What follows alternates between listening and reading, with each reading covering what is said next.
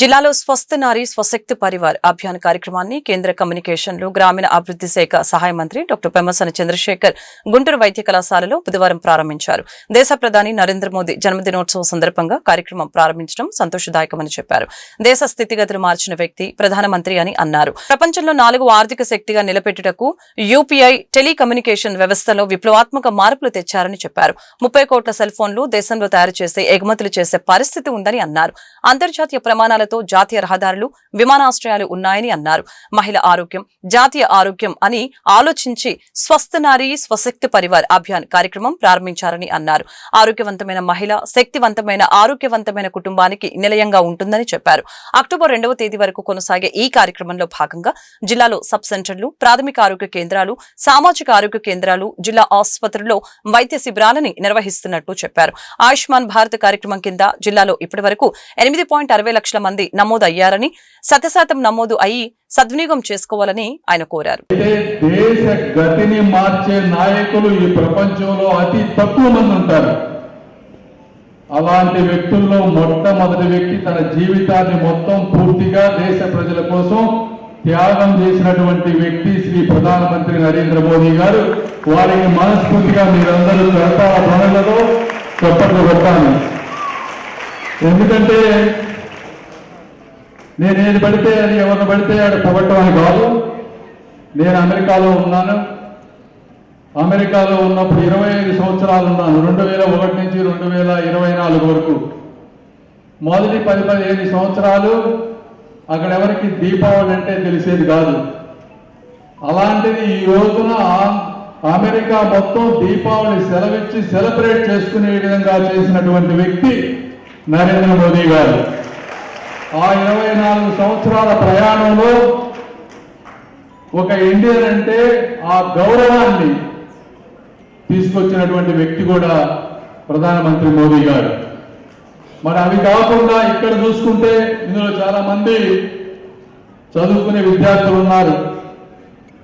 మీరు ఈ వయసులో మీకు రాజకీయాల మీద అవగాహన ఉండకపోవచ్చు. సమాజంలో కొన్ని మార్పులు ఎందుకు వస్తాయి, ఎలా వస్తాయి అనేది తెలియకపోవచ్చు. అయినా కూడా తెలుసుకోవాలి. ఎందుకంటే అతి తక్కువ మంది నాయకులు వారి జీవితాన్ని పూర్తిగా త్యాగం చేసి కష్టపడతారు. ఈరోజు భారత్ 4వ ఆర్థిక శక్తిగా ఉంది అంటే ఎక్కడో 10వ నంబర్ పైన ఉండేదాన్ని 4వ దానికి తీసుకొచ్చారు కేవలం 11 సంవత్సరాల్లో. ఇంతకుముందు ప్రతి స్టేట్లో రకరకాల ట్యాక్సులు, ఎవరే ట్యాక్స్ వసూలు చేస్తారో తెలియంది ఒక జిఎస్టీ అని ఇండియా మొత్తానికి ఒకే ట్యాక్స్ తీసుకొచ్చారు. వాటి రేట్లు కూడా రేపు తగ్గించబోతా ఉన్నారు. యూపీఐ ప్రతి ఒక్కరు ప్రపంచంలో ఎక్కడా లేని విధంగా ఇండియాలో ఉన్న ప్రతి ఒక్కళ్ళు కూడా యూపీఐ ద్వారా ఈ రోజున ఎక్కడ కావాలంటే ఎక్కడ మనీ ట్రాన్స్ఫర్ చేసుకునే విధానం. టెలికాంలో ఒక విప్లవం.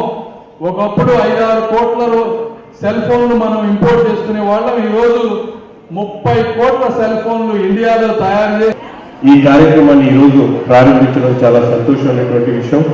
ఈ కార్యక్రమానికి ముఖ్య అతిథులుగా విచ్చేసినటువంటి పెద్దలు కేంద్ర మంత్రి వర్యులు పెమ్మసాని చంద్రశేఖర్ గారికి, అలాగే ఈపీఎంఎస్ ఎండీగా ఉన్నటువంటి గిరీష గారికి, అలాగే జిల్లా కలెక్టర్ కొత్తగా విచ్చేసినటువంటి తమీం అన్సారియా గారికి హృదయపూర్వకమైనటువంటి స్వాగతం పలుకుతూ, అలాగే జెడ్పీ చైర్మన్ ఉన్నటువంటి ఎన్వి కృష్ణ గారికి, డిప్యూటీ మేయర్ గారికి, అలాగే వేదిక మీద ఉన్నటువంటి పెద్దలు గుంటూరు నగర ప్రజలకు సుపరిచితులు తులసి రామచంద్రబాబు గారికి, అలాగే టీసీఎంఎస్ చైర్మన్ ఉన్నటువంటి వడ్వాడ హరిబాబు గారికి, ముందున్నటువంటి ఈ కార్యక్రమాన్ని ఏర్పాటు చేసినటువంటి జీజీఎస్ సూపరింటెండెంట్ రమణ గారికి, అలాగే డిఎంహెచ్ఓ గారికి, ఇతర పెద్దలకు, పాత్రికేయ మిత్రులందరికీ కూడా నమస్కారాలు తెలియజేస్తూ, ఇది ఒక మంచి కార్యక్రమం. భారతదేశంలో ముఖ్యంగా మహిళల ఆరోగ్యం పట్ల అనేక రకాలుగా మనందరం కూడా చూస్తూ ఉన్నాం. గతంలో ఏదైతే దీపం పథకం ఈరోజు ఆరోగ్యానికి మహిళలు వంట చేసేటప్పుడు కూడా వాళ్ళ ఆరోగ్యాన్ని దెబ్బతినేటువంటి ప్రమాదం ఉంది కట్టెల పొయ్యి మీద. అటువంటి వాటిని ఇరాడికేట్ చేయాలని, తగ్గించాలనేటువంటి ఆలోచనతో గ్యాస్ సిలిండర్స్ ఇచ్చేటువంటి ఒక పథకాన్ని రూపుదిద్దుకొని ఈ రోజు మనం చాలా సంవత్సరాలు చూస్తూ ఉన్నాం.